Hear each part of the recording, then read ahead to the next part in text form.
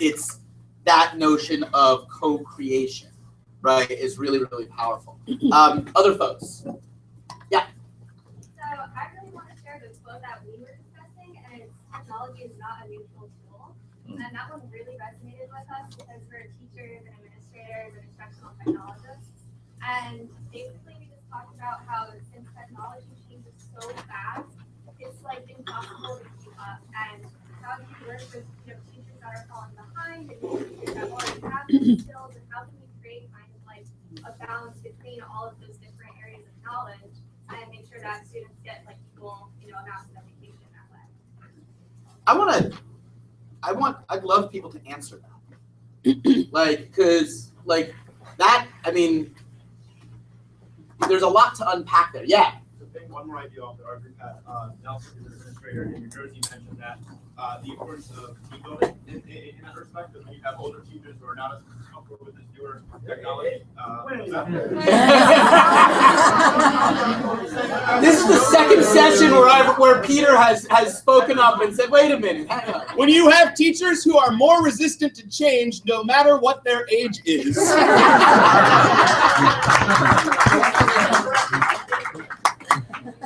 Wait, this is going to feel really horrible on my end, but could you both say your names?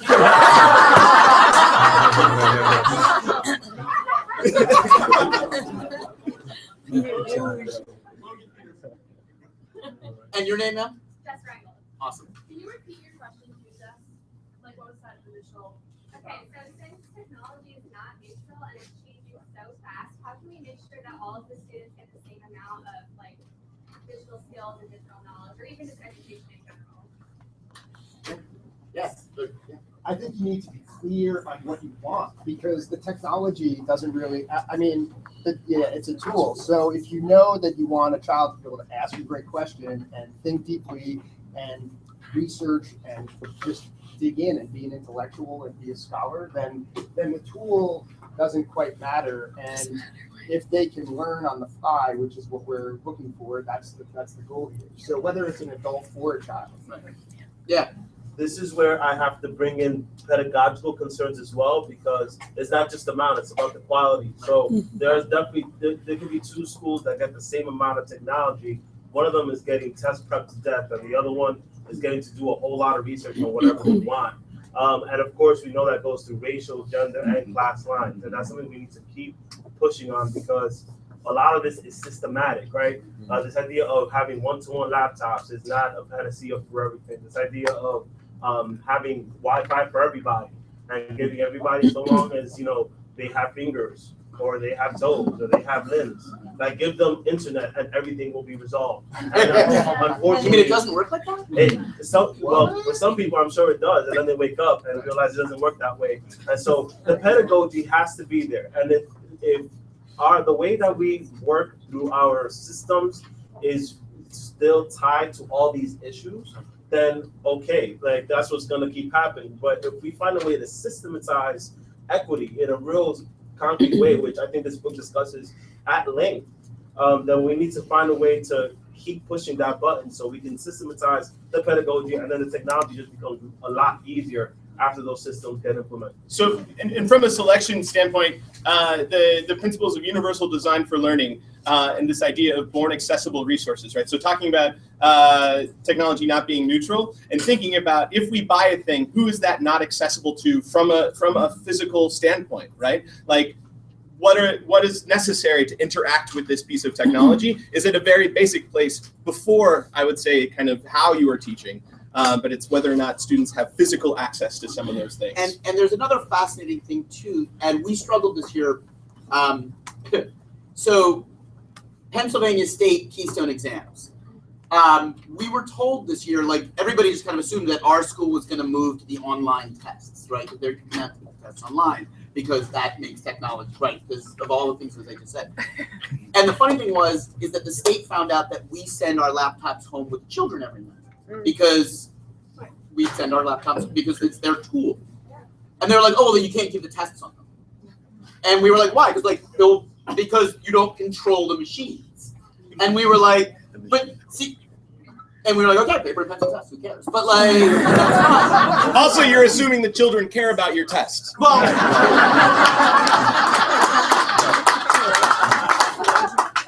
I'm gonna cheat. Oh, really? Why? I don't know. See if I can. you're careful when you say that in Philadelphia. Yeah, I know. But my co-author, ladies and gentlemen. I don't run the school. But yeah, so I mean, I think all of those things, right? And again, it is that moment of, you know, of how do we use this tool in a way that is intentional? How do we use this tool in a way that is empowering? That is truly authentic. And the interesting thing is that, you know, when you talked about how do we get the teachers there and all the rest of it, you missed one massive resource that you have at your disposal to make sure that teachers understand how to use these tools positively and powerfully, and that is the kids, right? So we actually do very little teachers teaching teachers how to use the tech. We certainly do it, and we use it to each other as colleagues, but more often than not, as you've seen probably throughout the weekend, kids teach us how to use these tools in ways that are important, and kids teach us how they need to use the tools. And again, systemically, here at SLA, they take the 9th grade course. Marcy Hill does an incredible job of saying, like, this is the tool. How can you use it to transform yourself as a learner? And everybody takes that the first semester. And the expectation after that is you will help us figure it out. We'll give you that beginning piece of the knowledge you need to get you on that road. But then you're on the road with us. So as you're saying, how do we get teachers there? You create systems where not every teacher has to be an expert, but every kid has a stake in the ground. I would actually point to and change the equation. The organization changed the equation, did some really interesting analysis. I think of the PISA data. Yep. Of like what problem-solving skills students had, and basically they said they don't really have problems. So I want to be careful when we talk about, well, kids know how to use these tools. They know how to use these tools in ways that they find necessary. So people read that report and they read the PISA data and they're like, oh, now we have to teach them how to do this specific kind of research. And I'm standing in the back or middle, depending on how late I wake up, yelling like, no, don't teach them how to use the tools. Ask them better questions, and let them need and want to do better things, right? So I'm going to give and then help them with the tools. So an example, Diana Laufenberg and I used to teach the same set of students. So she had them for their history class and I had them for their English class, and we did projects together. And we set out the rubric, which I'm sure is posted somewhere in this room, and then said, and then you have to decide, you have to decide what the best product is to show what you have learned, to tell the story that you're interested in telling. And then hands went up, well, but what is it, a paper? Maybe if you want to, do you want to write a paper? Oh no, well then please do not write a paper. Can I do a PowerPoint presentation? Gritting my teeth, sure. But then the students would start to bring in tools that I had they like, can I do, what's the one I don't, Prezi. Right, and they, can I do a Prezi? And I was like, I don't care. Well, how do you use it, Mr. Chase? I don't know. I never want to learn. But then they did, and they created some amazing things, right? They taught themselves because they were curious, and the stories that they were trying to tell mattered to them. And they wanted, and how do I tell the story? So one of my favorites. Back end, wait, let me tell the back end of that, right? 64 projects coming, right? And rather than reading, 64 essays where maybe 5 of the kids really wanted to write an essay, and you can tell the other 59, I had 64 projects from people who had made an informed, varying levels of passion choice about the tool that they were using. And so the product was so much more interesting.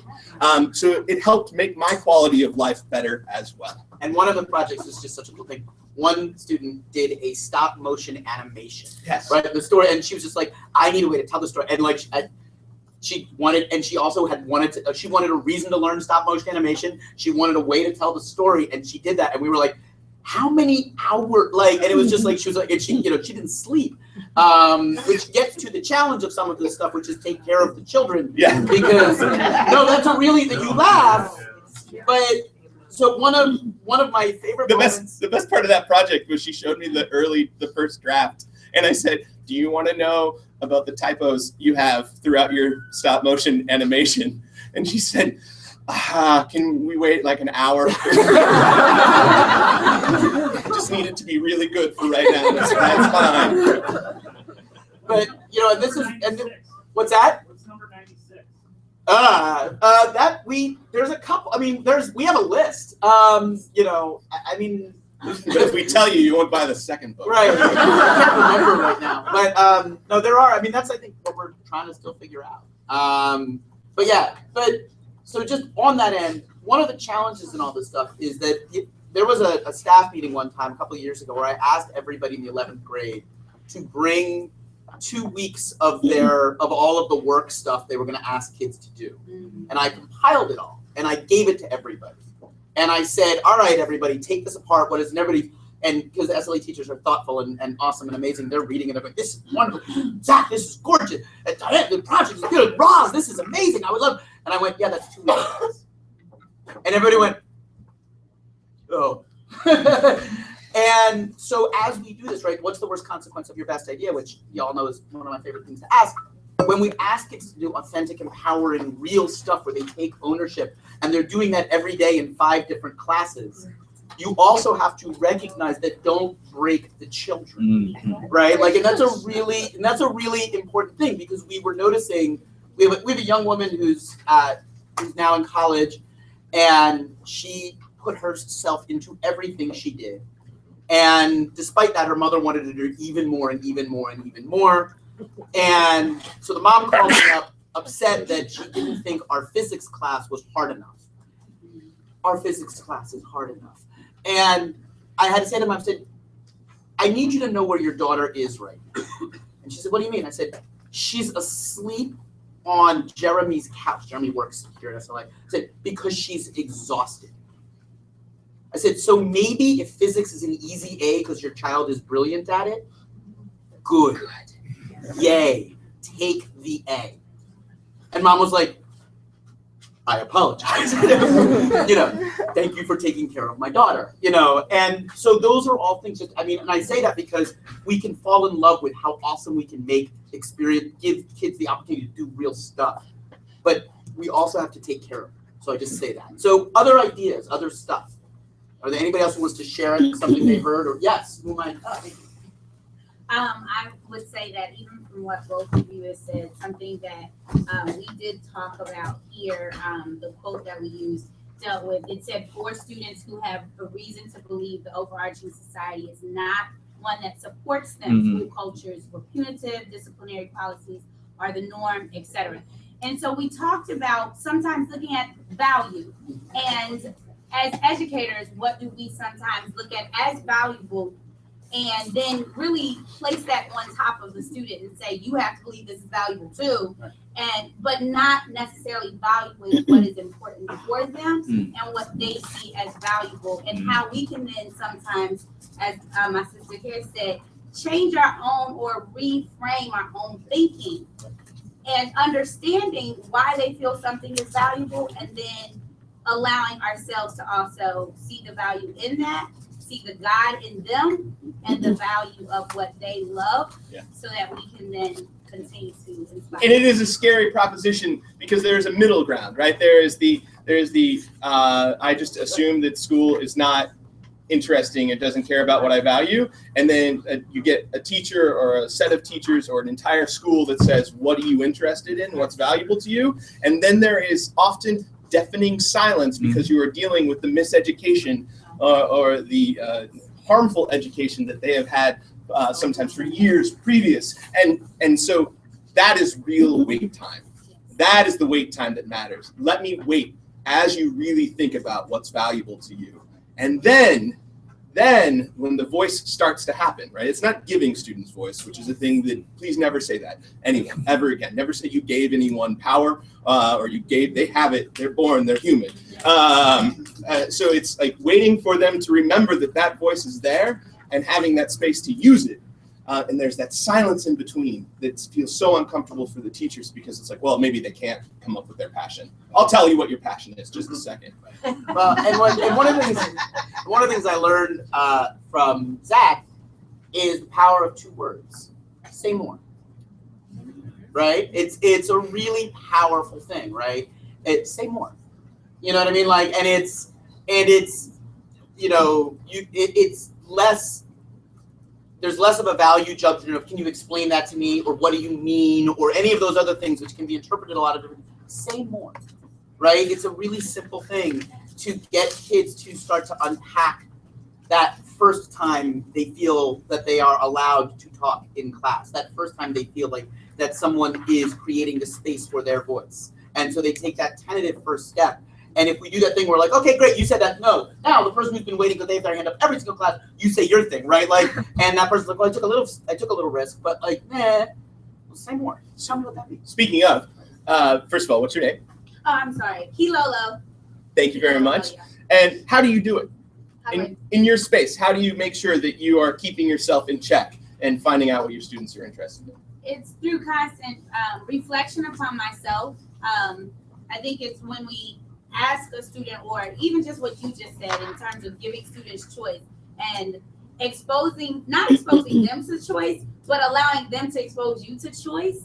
And the value of what you just said to me and hearing that when I'm doing projects, I'm like, wow, because I hate reading like 65 essays. It's like, why did I sign this? Yes. And it's like, oh, well, you did it.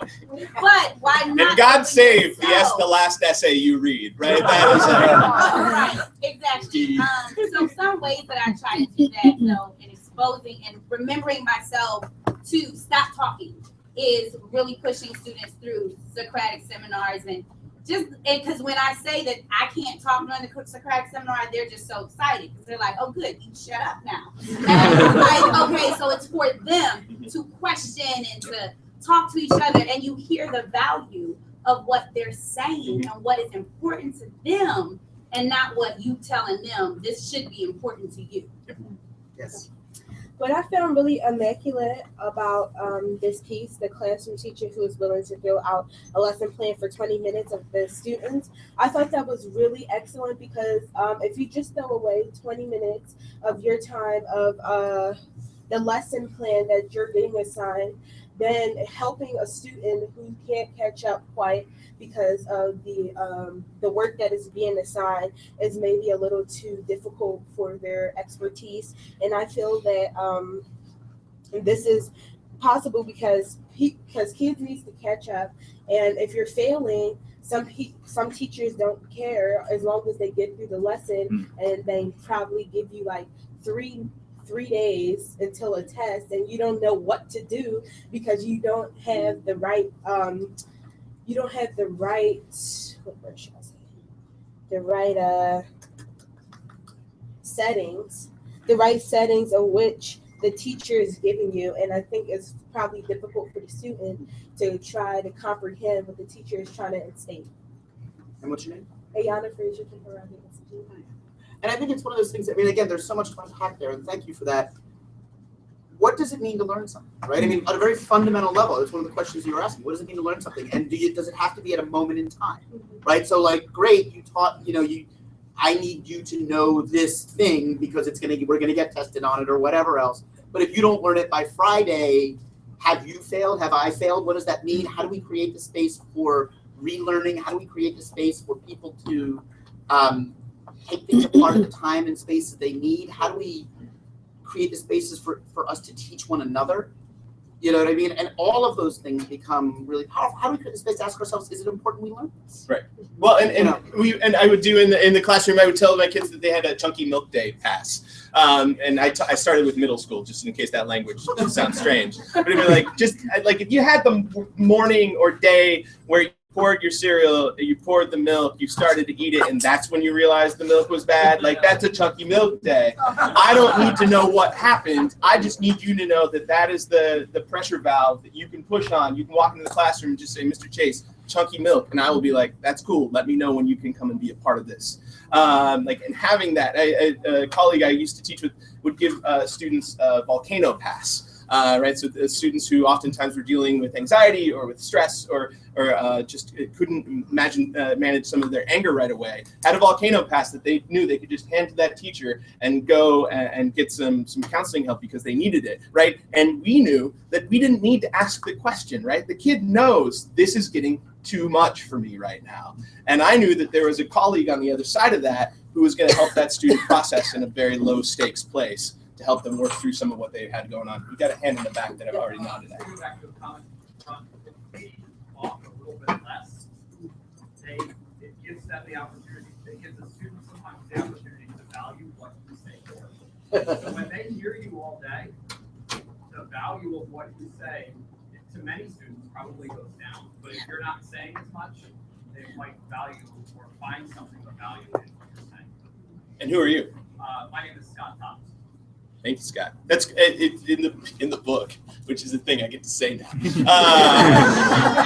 It feels kind of weird. It's also a principle in improvisational theater around the economy of dialogue. Right? The more words you put out there, the less value there is to all the words you just put out there. So I agree with you already. But thank you. That was a good point. There's another. Yeah. I think I really like the way my group member framed it as well. And this idea around sort of who is school for is also important. I think when we look at this idea of sticking to the lesson plan, it's sort of a style of school where we're all like performing education, right? We're performing what school should be, right? And then student need and student emergencies, they don't factor into that equation. But when we tell students the chunky milk doesn't matter, then it's not only wrong, it's kind of cruel, right? And so it's important that we're able to unplug this performance that's going on for what's real, right? For what's really happening. The other thing I think is it is also important to help students learn over time to categorize what's chunky milk, like this happened to me today and I need to get through it, versus what's chunky milk, like Aramark has the milk contract and gives us chunky milk every day. Right. And so now we need to organize and crush Aramark, not simply ignore what's going on, right? Hypothetical scenario. But there will be a meetup right after this session. And who are you? I'm Xian Frensinger-Barrett from Chicago. And I want to say, when I think about the chunky milk piece, is that you have to, but this is actually gets to the systems piece. Zach had to trust that there was that colleague on the other end, right? And the hard part, and this is where, again, for me, to tie in what John said, schools also have to be healthy for adults, right? So when we say who is school for, it is for all of us, right? And our needs are at times intersecting, and at times our needs are competing, and we've got to own that and honor that and negotiate that. But one of the things that's fascinating is that, if you believe you are in that school where you are the one and you're like, man, I am the only adult who's going to take that time to listen to the chunky milk story, that's unhealthy for you, it's unhealthy for the kid, and that's not a good thing for the student, that's not a good thing. So how do we think systemically so that way, or worse, you're in the school district of Philadelphia, so there's a counselor, but only if you have 500, they're only there every day if your school has 500 kids or more, and all the rest of it. How do we create systems and structures so that when that student is in crisis, there is someone for them to go to? How do we make sure that every single student in our school knows that there is an adult who part of their professional responsibility is to care for them as a whole child? And every single kid knows who their adult is that they can go to. Not what's happened in schools forever, which is if you're on the basketball team, it's your coach. If you happen to be on the newspaper, it's your editor, but rather every student. And then how do we help adults deal with the unbelievable pain and challenge and struggle that kids come to us with when they trust us? Because that too because we can't, like, if our answer to that is I go home and have 3 scotches a night, that's not good either. And I say that very seriously because, like, there was a moment where my wife said to me, "You are coming home and having 3 glasses of wine a night," and that has to stop. And it was when we were very early in the school, and the challenge of building this thing out was tough. And I was like, okay, so tea it is, fantastic. And the permission. So the interesting thing is, I started Chunky Milk when I was teaching 8th grade students English, and I'd done this, and it was moving through, and we were probably in like the 3rd quarter of the school year, and I don't remember what it was, but I was having a horrible day, and it was after lunch, and I'd been having a pretty like reliably horrible day, and was sucking it up because I'm here for these kids, and they can't see me as a human being, and a kid, he went by the name of Toast. Toast walked in, and very quiet kid, and he put his hand on my shoulder and he said, Mr. Chase, Chunky Milk Day? I was like, a little bit, yeah. He turned around and he's like, hey guys, Mr. Chase is having a Chunky Milk Day. And like, it was, then we had. Stop crying. Right. I was like, gotta go to the bathroom, I'll be back. But I'm gonna actually handle that for a second. So then it was, and then we had class, and the kids showed care in the best way that as 8th graders they knew how to show care. And then, right, and because there were tears. And then the next day, because I was having a horrible day, I came in and I said, I want to talk a little bit about how much that meant to me, right? Because there's also that modeling, and I was recognizing that I was a male figure in their life, and I had cried, and I knew all of what was expected of that, and said, you know what, I cried because you made me feel so good, and that was an expression of a positive emotion, and thank you for giving me that experience, right? And I didn't make them say anything about it, like I didn't say, now let's all talk about our feelings around crying. But I just needed to say, I have a chance here to talk about how we can process emotions positively. So that was a piece that was important, and it was great, right? And then I was like, Toast, dude, you're cool.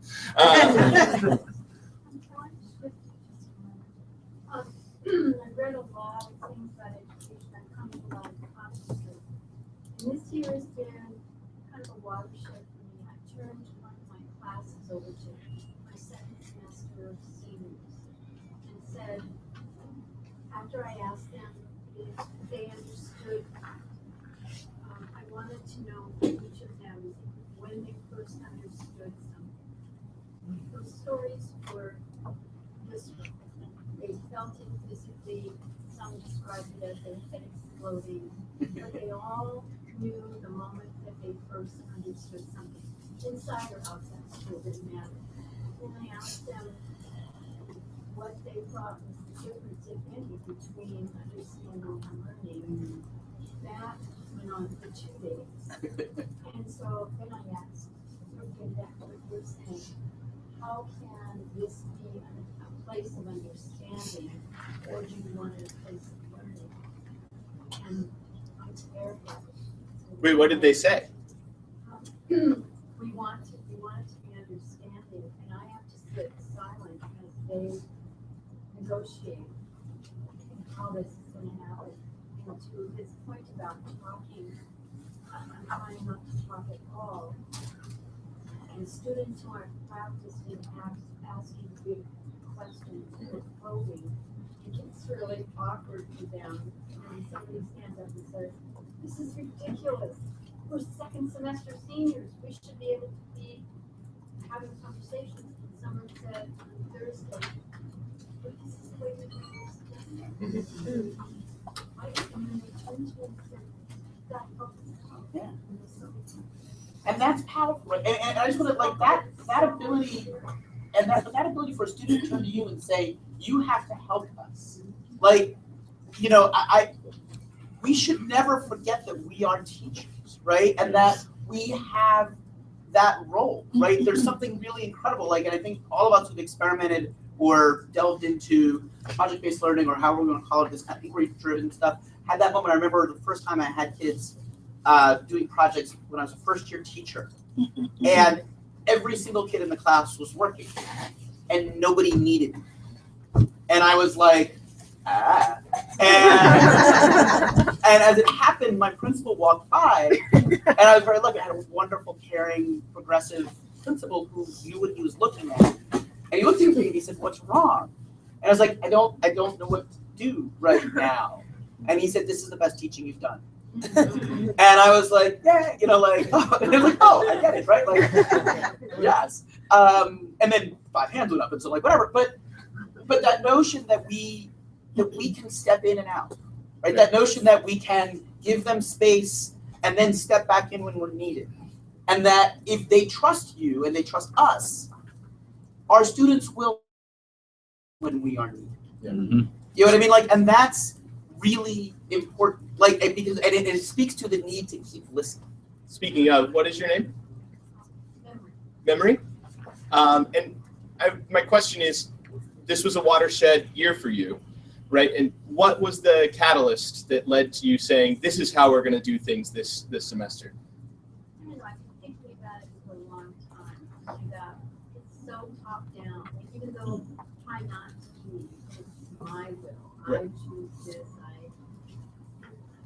just thought, what if we try it differently? And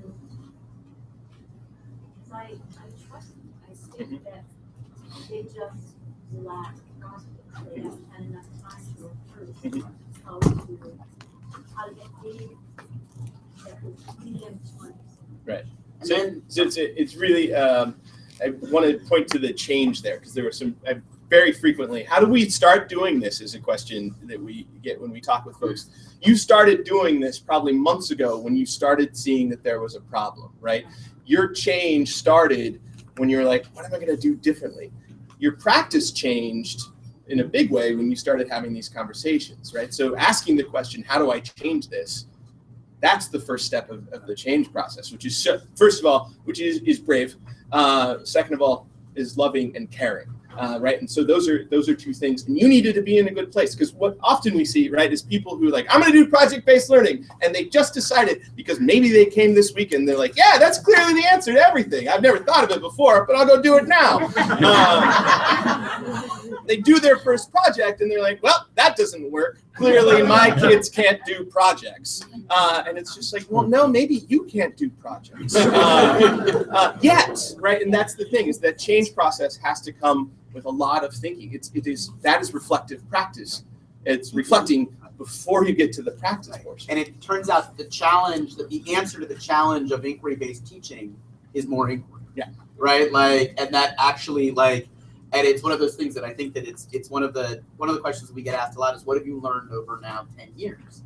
And it's like, the cool thing is like, we believe what we believe more now in 2016 than we did in 2006, right? And Matt, who is one of our founding teachers over there, is nodding his head.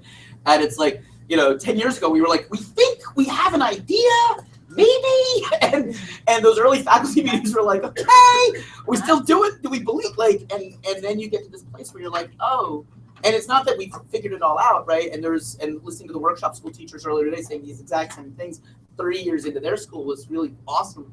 And it's not that we figured it all out, but that we believe what we have figured out is that we know that when we struggle, that when we come up against these questions, when we hit the hard moments, that this process of inquiry and reflection and care, that we will iterate through that more, and that will get us to the next small a answer that we need to kind of power through, oh God, this didn't work, right? Or, oh God, we don't know what we're doing. And those are really important things.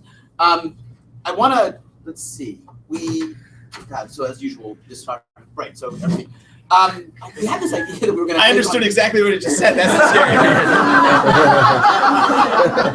scary. He is correct. So,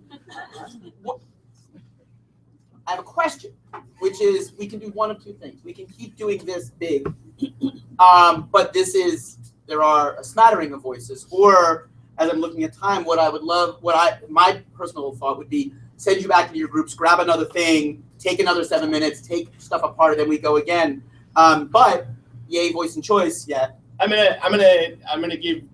I'm not gonna tell you what to do. I'm going to make a suggestion. So if folks have this, because I would imagine there are folks who have been listening to this conversation and think, yeah, I'd like to go back and do some piece of this in my space. And here's the challenge to doing that piece. So if you are one of those people who's like, I can't quite figure out where to start, I would encourage you in this next amount of time to say, oh, can I get some help at this table with how we might do this? Right, and painting this picture as we printed out handouts and we wrote 5 questions, and we're like, and from there will be expertise in the room. Right, and so you are the expertise in the room. So if you have a thing that you wanted to bring up to a group of people, this is a group of people who is here. They showed up today. So right there, they've made the first step. So starting with another quote, walking through that process again, also great. If you need some help with something, or if you've got questions for the group, that's another piece that would be wonderful. Thank you. So with that, we'll set the timer for 7 minutes again, and we will come back and sort of take apart the next round of stuff. So go.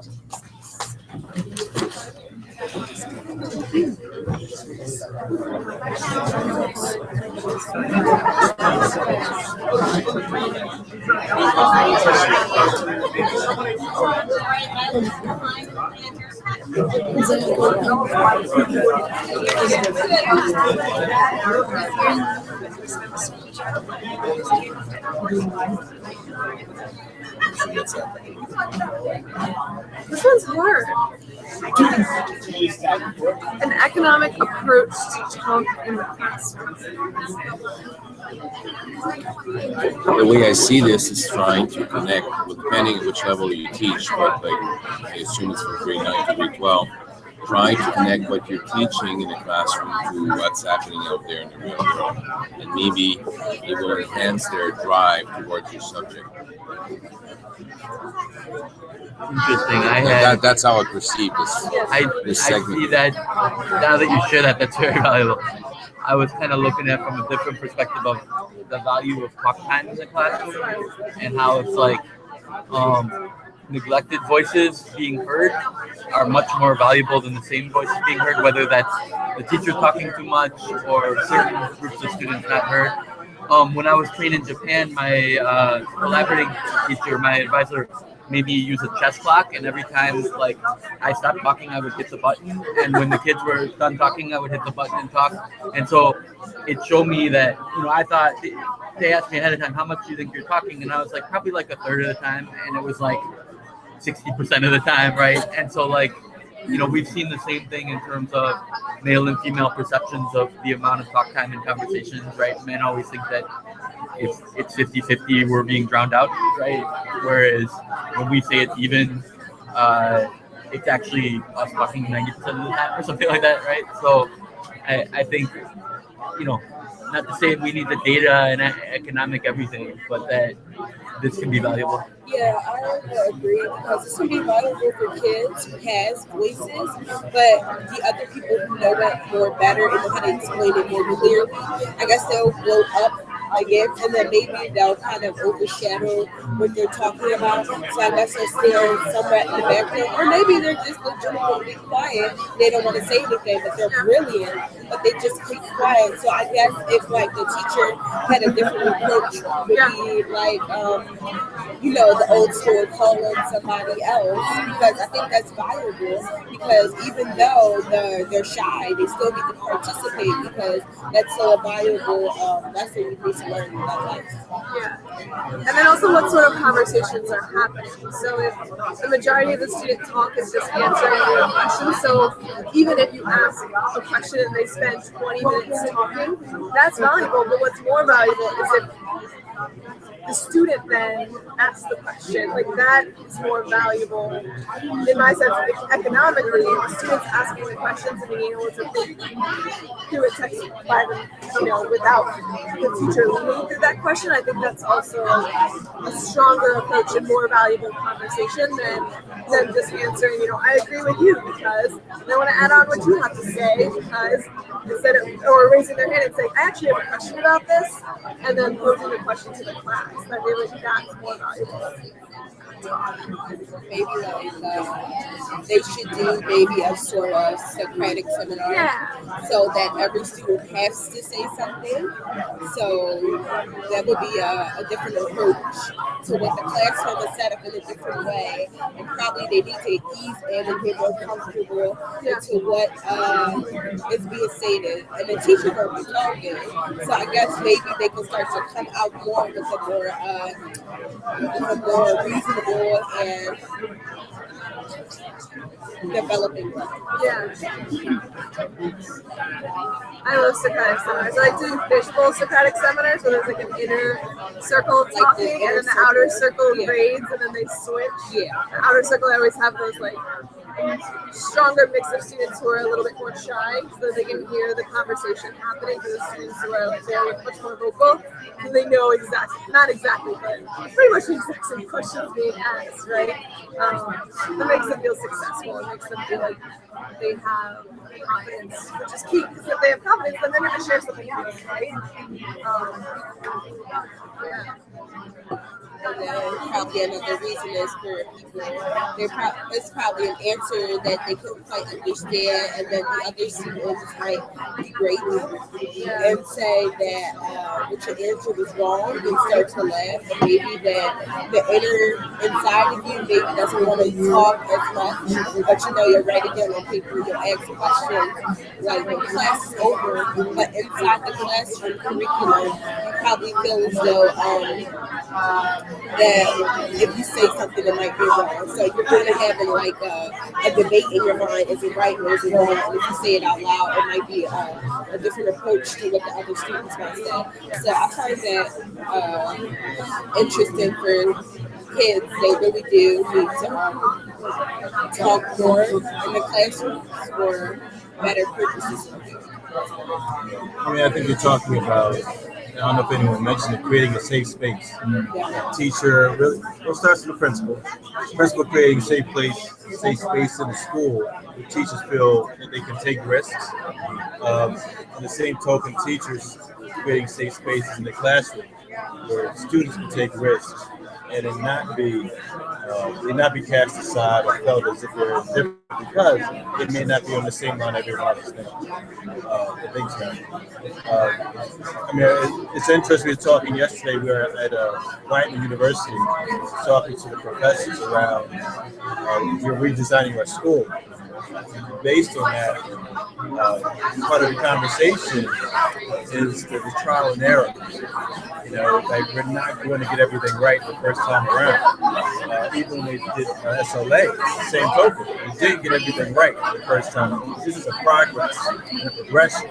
So from that, if we don't get everything right, are we going to create a place that it's okay? Or are we going to create a place where you did this and we're pointing the finger versus we're all taking ownership and saying, okay, what can we do? And I think that's why we need to teach our students too. Like they don't always have to be right. Like there's beauty in the struggle. They're learning and everything there's a struggle with. You're learning from your mistakes. Growth mindset. If anything, you learn more from the failures than you do from the successes. You do. These are the successes, you knew it, but the failures you didn't. You weren't aware. You didn't know how. And, if you push through or you advocate when you don't know, and you figure it out, you're going to learn more from the process. I think there's so much work to be done, though, in terms of making sure even that assessment of whether things were successful or reflecting to improve, who gets to decide that, right? Because in most institutions, it's teachers tell students, well, you failed this thing, or teachers get together, or maybe the teachers don't even get to be in the process. Administrators get together and say, these were our challenges this year that we need to address moving forward.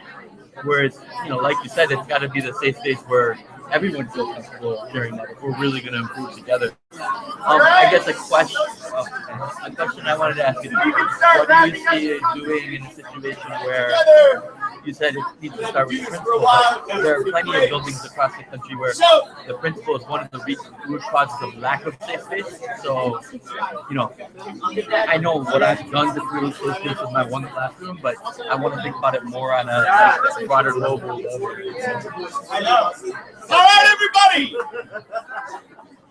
I've had to use this voice for a while, so I apologize that I came out of the gate a little weak initially. My bad.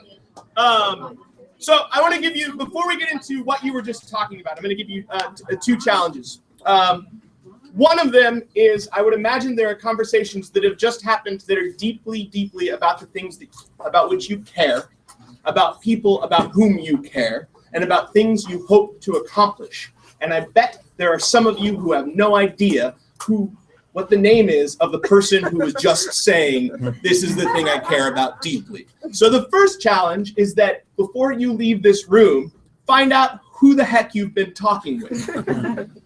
The second thing, and I mean this very deeply, and it is a piece that I think is most important, is I challenge you to think about a compliment that you can give somebody with whom you've been speaking today.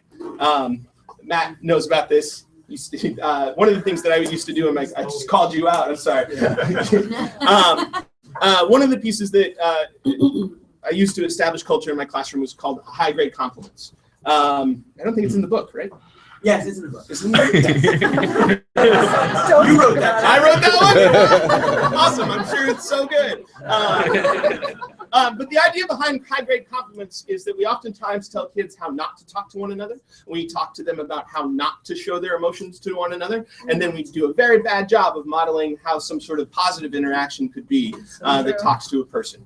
And so what would happen is I had a random number generator. All of the seats in my class had a number that the kids didn't know about. I would run that, and 2 or 3 times a week, I would do that, and I would come up to somebody, and you got picked. And there are 3 rules of a high-grade compliment.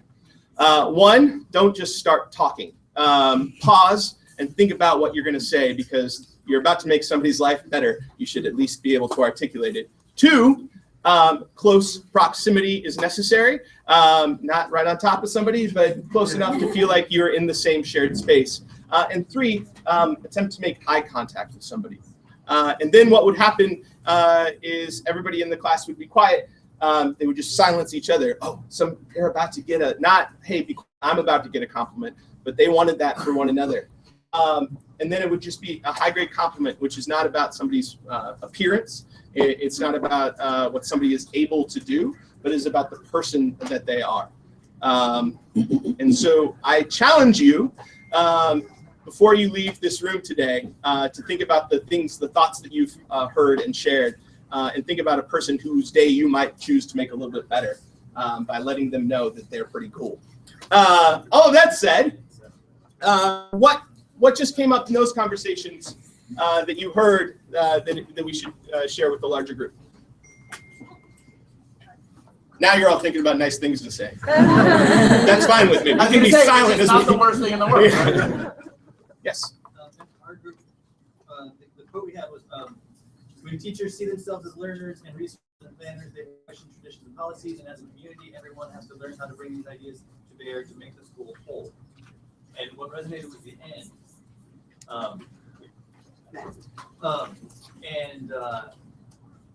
The question that came up around, kind of, a lot of people talked about it, was, what does that mean, whole? And things are done very purposefully from the start here at SLA, but if you're trying to get a more fragmented place together that's already fragmented, how do you do that? What do you need for support? Who are you? I'm Brian. Thanks, Brad. What'd you come up with? A lot of different things. I think there was a question of, in one instance of kind of traditional top-down positional leadership, wasn't really behind it, wasn't really there. So we started talking about like kind of reputational leadership and grassroots coming up. You can't get top-down. How come failures can be come up? There was an aspect of if the support isn't there. I think it was very data-driven, right? Like this is the leader in charge here was all about the data. And like, can you speak that language? not bad to talk data, right? But like, can you show, you do a certain way and say, hey, the benefits are, I don't know if you quantify it. Right. We also spoke about like some of the things, if it's a grassroots space, the selflessness that requires. If Kate, myself, and Zach teach 9, 10, 11 English, and all of us teach pretty awesome rhetoric units with logos, pathos, and ethos, somebody has got to be able to have the conversation that says, maybe I need to find out something else. Yeah. And we're trying to figure out how come you can go to a meeting, make a decision to do something as a group, go back to your island, and not change anything. Right? And it's because the things we are good at, we know we're good at. And the selflessness required to say, I know you teach it. I do, among many things. It's just one example, but that's a heavy. One of the things that we hear a lot of the times is, how do I go back to, and it's always a principal, I don't know why. How do I go back to a principal who says, we're doing fine, we don't need to change, right? And it's this, instead of the great being enemy of the good, it's the good being the enemy of the great, right? Like, well, yeah, but could we do better? Right. And it not only, and I think part of that is because we operate so often in a deficit model, right? Like, and everything is, so like, you know, it's either how do we fix the schools that suck, or we don't suck, so we're fine. And it's this weirdly binary thing. And, you know, and I think one of the answers to the question you ask is actually this very funny way is pizza, which is that how often do we give ourselves the chance to break bread together? How often do we give ourselves the chance to talk to one another in meaningful ways, right? And, you know, I got asked over here, like, what does professional learning look like at SLA? And it's like, and the answer is inquiry-driven and project-based, actually, but also with food, right? Like, and I mean, there's always, at every faculty display, who's got the, you know, and we have Trader Joe's, like, right there, so I look like this, and, but it's amazing how when you take time to be human with one another, you actually create the space for vulnerability. You create the space to own the things you need to change. And then the other question that I would ask ourselves is, rather, we don't suck, so how do we get back? You know, so we're good, let's not change anything, is to ask that question of, what do we dream? Right. Right? Like, what do we dream for ourselves and our kids? Right? And we don't ask that. Like, we don't ask that question. We don't bring parents together and say, what do you hope that going to our school for 9 years, 4 years, whatever your grade configuration is, what do you hope for? What do you hope that giving us your child for 8 hours a day for X number of years does for your child? Right? I mean, like, why don't we ask that? Right. I want to go back. You said the word data. Who doesn't love data? But he's all right. Better in the early seasons. One of my administrators would say this very frequently, like, "Oh, what's your data look like?" Or "Here's our data." And I say, "Oh, really? Does it tell me what students' families are in transition? Do I know how many of your students are in some sort of homelessness right now? Who's coming to school hungry? What is your issue of violence? Where is the foster care system?" Like, that's data, right? Like, give me real data. Tell me who these kids are, not what they've done when you made them do something. Like, oh, this is what they can do in compliance, but what is the life they're living? Yeah. So I issue that as a challenge. If you got the moxie, and when somebody talks about data, it's like, okay, what are the other sources of data that we can pull in here? And one of the things that, to Chris's point about having an adult responsible for every child, is that in the advisory system, I had an amazing source of data in the advisors, right? I could go to them and say, here's what's happening in class, but I know that that is not a complete picture of this student. Can you help me understand what is happening in their life right now before I have a conversation about this piece of work, right? Because this piece of work is not representative only of what's happening. This is the weird thing about, like, the teacher being the most effective piece in the classroom. Yeah, but it's not in the student's entire life. It's like, for 45 minutes, this factor made the most. And if you understand statistics, come on. Like, effect size is like, sorry. I understood everything he just said. That's thesis 96 for you. Like, let's talk about math. But to get back to the point before I ranted, challenging this notion, right? If we're going to have conversations about data, say, yes, I would love to have a It's conversation also about thesis data. 47, just so you know. And there's really legitimate data out there on social emotional being a critical part of every child's life. So like, we talk data, but we're we not can asking go those questions, right? Right. We ask it when it becomes a panic, urgent moment of this is a child in crisis, as though we had no idea what indicators could lead to a crisis. And there's something really funny that happened in the first, again, sort of early on as we all were building this thing, is through the advisory program, what happens is also like, what is the data you're not collecting, right? And if you don't have a space where kids feel safe, that social emotional data is what you're not collecting. Right. And so in the first couple of years of the school, when kids felt, were suddenly in the school where they felt safe and they felt trusted, they started bringing us their bags of crap and handing us their bags of crap and saying like, this is my bag of crap. I trust you with it. Right, I trust you with it, and that's a sacred thing. But we had these moments where we were like, why are our kids dealing with so much? What is it about SLA that attracts all these kids who have bags of crap? And then we went, no. Every kid has their bag of crap. We created the space for them to tell us about it. And then we were like, yes, okay, good. And what's amazing is what that does. And I can't, and it's funny because it's like, we resist a lot trying to say like we found this thing and we think other people should do it, but at the same time sometimes we found a thing. Like with what advisory does, what creating a space where every single adult in the building is responsible for a group of children from day one to cap and gown, is it means they will bring you their bags of crap and trust you with that and let you in and ask you to help. And they'll keep doing it after. It doesn't actually count. Right. I've lived thousands of miles away from this school and still gotten calls in the middle of the night like, I don't know what I'm going to do with my life. And I'm like, oh, okay. How'd you get the new number? The answer is usually Lehmann gave it to me.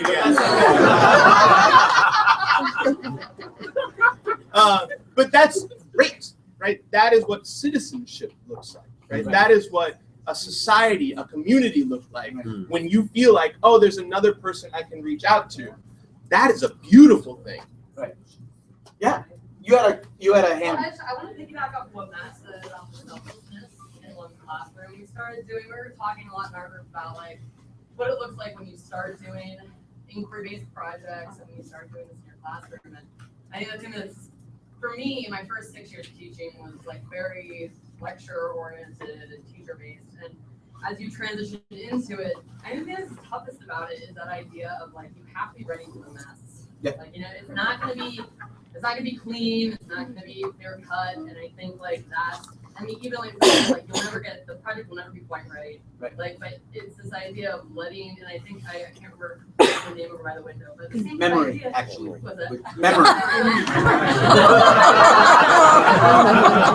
I bet that happens a lot. But no, I just want to kind of like resonate with it. Yeah. Like you just gotta be ready for like the unexpected every day, and it creates a lot more work and a lot more like anxiety sometimes. But the results are pretty fantastic. So I don't know. I mean, just from my own personal experience, but if it goes back how much I try to my classroom, it won't be pretty.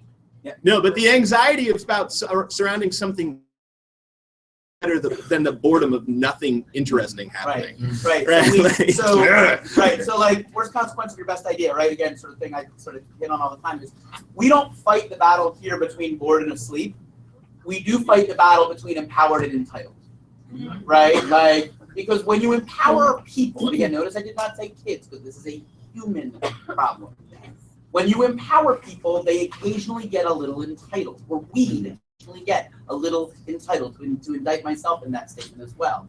And so we have to balance that sense of ownership and empowerment with that sense of community, that sense of communitarian thought, and that notion that my right to swing my fist ends at the bridge of your nose, right? Like, which is a legal term. But that idea that my empowerment has to also enable your empowerment, and that we have to share that, and that is tough, right? Ask any teacher what it's like to be a first-year teacher at SLA teaching anything but the 9th graders.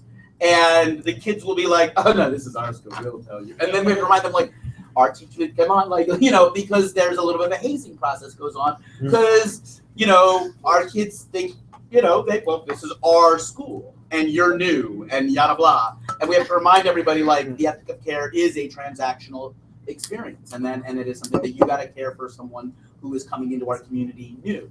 Interestingly, they're not that way towards the freshmen. They're just that way towards the new teachers. You know. I think this point is also really important for thinking about how to bring this model into what we may see as more hostile environments, right? Because the thing is if you follow the latest professional development, not understanding data-drivenness that your top-down administration is giving you, and things don't work out, then there's fingers to point at parents or students or whomever didn't get with this amazing program, right? But if we do this well, what we're talking about, in an environment that's not necessarily accepting that, there's this pressure that with full voice and choice, students should be perfect from the first minute we do that. Right. And I think it's important. I mean, one strategy is to build those alliances with students over the fact that this will not be perfect so that you're ready to stand as a team when you get attacked for it not being perfect. Right. The best part of everyone having a voice is everyone having a voice. The worst part is everyone having a voice. We're in an election year. Let's all just look and see what happens when everybody gets to vote, right? Like that becomes an issue. And that is exactly the piece. Like humans, we're people, and we are flawed. And the only thing we're trying to do is be a little less flawed tomorrow than we started out today. Pia Martin, who teaches the kids health and physical education here at SLA, has one of my favorite lines in the world, which is, she says, "I love you because you breathe." Right? And I steal that line straight up. And it is the most wonderful thing in the world. Like, I love you because you breathe. And one of the things that kids say here is that there is space to be flawed. There is space to be human. That this isn't just for our A students, right? That this is for everyone. And that is a really powerful thing. And it does build alliances, right? And it builds political alliances, it builds caring alliances, it builds all of those things so that sense of care and is truly transactional and truly transformative. Yeah. So I think one of the really things that comes out of that is that you have the person who is flawed. Is I think also something that could be offered to someone who's resistant to these ideas. And I think that is a much stronger place to be when trying to then talk to that person. If someone is resisting, then they have some sort of stake in the status quo. Knowing why and what that stake is can then help us to address it and to speak their language and figure out, to unpack what it is and then help them through that process so that we all move together. Yes. What's your name? Oh, sorry, my name is Sam Rabani.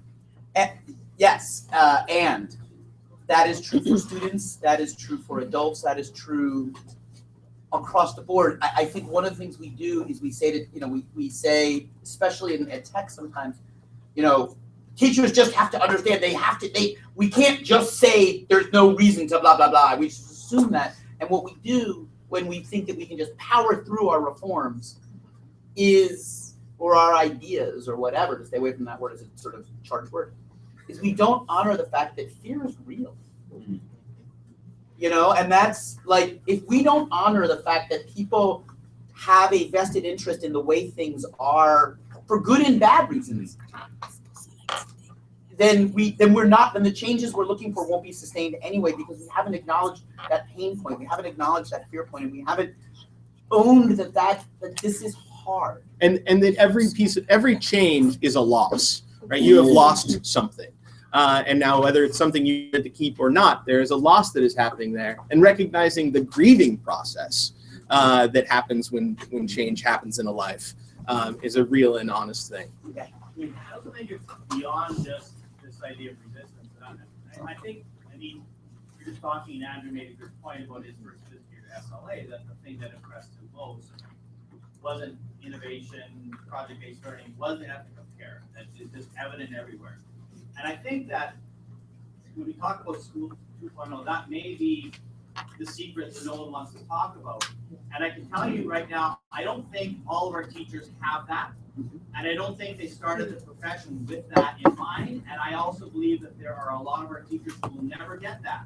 Not because they're bad people, because I think there's a certain disposition.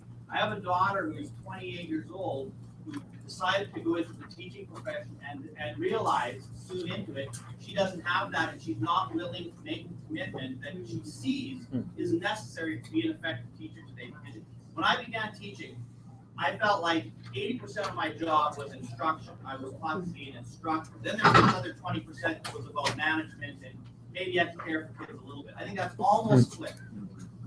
So with that in mind, I think about new teachers who are just, so I don't know so much about resistance, I think there's that, but I do think that it's not something we talk about because we want to believe that everybody can do it. I don't think so. I don't think everybody can be a teacher. I think there are certain skills and just maybe we can learn some things, but I also think inherently we have people who do not have an ethic of care and might not ever get it.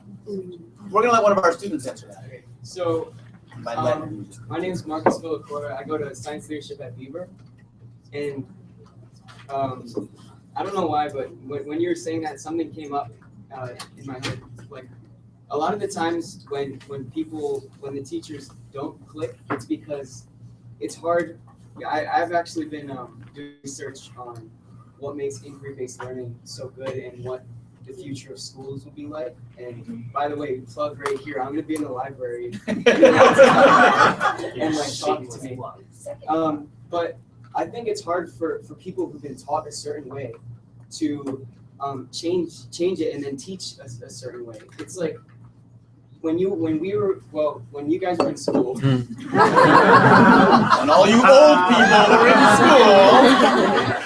When you guys were in school, you were taught in a way where it's like the teacher is like the god of the classroom. You cannot speak to them in a certain way. You can never prove them wrong. You can't do this or that.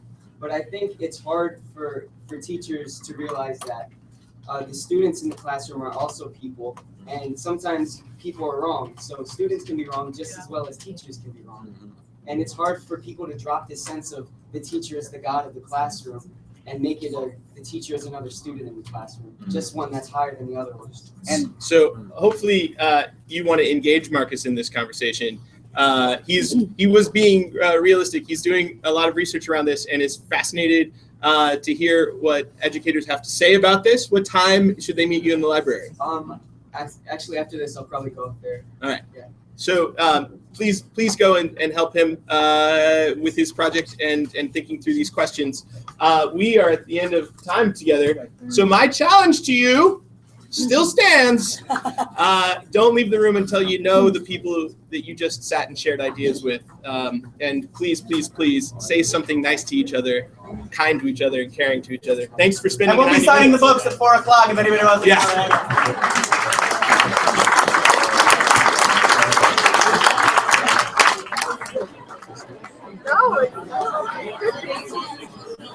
Thank you very much. Yes.